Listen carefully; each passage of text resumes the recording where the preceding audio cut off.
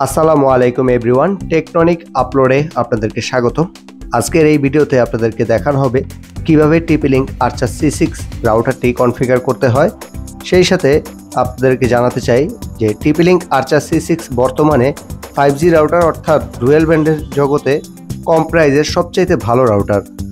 আগের 2G router অর্থাৎ single band রাউটারগুলো সরকার ban করে দেওয়াতে অনেকেই কিন্তু সিঙ্গেল ব্যান্ড রাউটারে নেট চালায় কোনো শান্তি পাচ্ছেন না।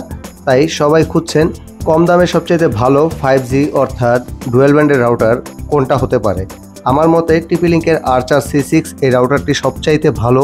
এটা আমি নিজেও ইউজ করতেছি, খুবই ভালো একটি রাউটার। তো আপনাদেরকে আজকে দেখাবো যে এই রাউটারটি কিভাবে কনফিগার করবেন। তো রাউটারটিতে প্রথমে পাওয়ার কেবলের সংযোগ দিয়ে নেবেন, তারপরে সংযোগ দিবেন হচ্ছে ইথারনেট কেবলের। দেওয়ার পরে কিন্তু আপনার রাউটারটি সম্পূর্ণভাবে চালু হয়ে যাবে। আর চালু হওয়ার পরেই আপনার যে ওয়্যারলেসটা থাকবে সেই ওয়্যারলেসটা কিন্তু আপনি রাউটারের পিছন থেকে যে ডিফল্ট পাসওয়ার্ডটা দেওয়া থাকে সেই পাসওয়ার্ডটা দিয়ে মোবাইলে কানেক্ট করে নেবেন। তো এই মুহূর্তে আমরা কিন্তু রাউটারটিকে মোবাইলে কানেক্ট করে নিচ্ছি, অর্থাৎ রাউটারের যে ওয়্যারলেসটা ছিল সেটাকে কানেক্ট করছি। রাউটারটি কানেক্ট হয়ে গেছে। এখন আমরা চলে যাব মোবাইল থেকে যে কোনো একটি ব্রাউজারে। তো আমরা এই ক্ষেত্রে ক্রোম ব্রাউজারটি ইউজ করছি। তো ক্রোম ব্রাউজারে যে এখন সার্চ করছি রাউটার IP 192.168.0.1। এখন কিন্তু আমরা রাউটারের ভিতরে প্রবেশ করব।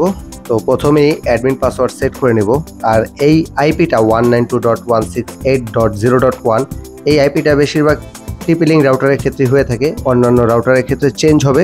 তবে এটা আপনারা পেয়ে যাবেন রাউটারের পেছন সাইডে, যেখানে বিল্ট ইন পাসওয়ার্ড ছিল ওইখানে আইপিটা পেয়ে যাবেন। তো রাউটারে প্রবেশ করার পরে আমরা কিন্তু প্রথমেই রাউটারের টাইম জোনটাকে সেট করে নেব। তা আমরা কিন্তু ঢাকার টাইম জোন সেট করে নিলাম। তারপরে আমরা এখান থেকে চলে যাব PPPoE-তে। PPPoE-তে প্রবেশ করার পরে এখানে আমরা ISP-র ইউজার নেম অর পাসওয়ার্ডটা বসিয়ে দিব। এই ISP ইউজার নেম অর পাসওয়ার্ডটা কিন্তু আপনাকে যে কোম্পানি থেকে লাইন নেবেন সেখান থেকেই পেয়ে যাবেন। ইউজার নেম অর পাসওয়ার্ড বসানোর পর আমরা চলে যাব নেক্সট বাটনে। নেক্সটে চলে আসার পরে আমাদের রাউটারের নাম আর পাসওয়ার্ডটি সেট করে দিলেই কিন্তু রাউটারটি কনফিগার করা হয়ে যাবে। রাউটার কনফিগার হয়ে গেলে পরবর্তীতে নতুন করে আবার মোবাইলে কানেক্ট করলেই কিন্তু আপনি নেটটি ইউজ করতে পারবেন। তো দেখা হবে পরবর্তী ভিডিওতে। নেক্সট ভিডিওতে কোন রাউটারটি কনফিগার করব অবশ্যই কমেন্ট করে জানাবেন। ধন্যবাদ।